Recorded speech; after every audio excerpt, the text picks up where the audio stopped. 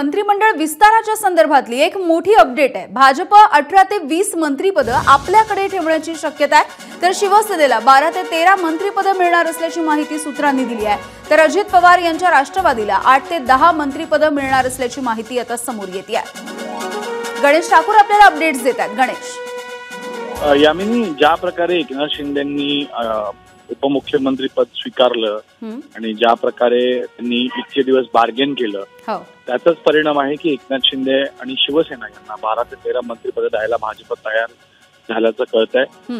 भाजप स्वतः आपला जागा कमी करण्याच्या परिस्थितीमध्ये आहे।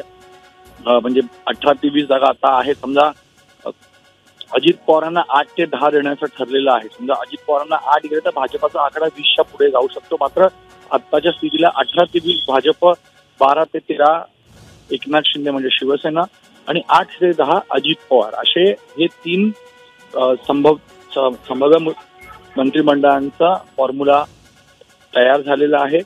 या सगळ्या गोष्टी आता पुढे जातील।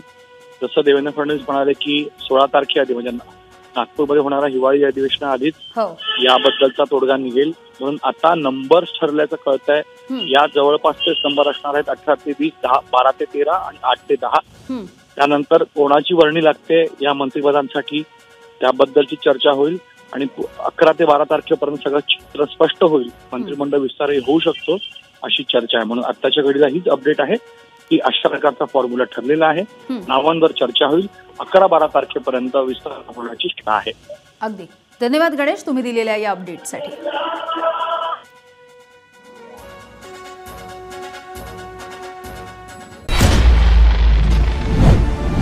महानिकाला दिवशी सर्वाधिक पाहिलेलं चॅनल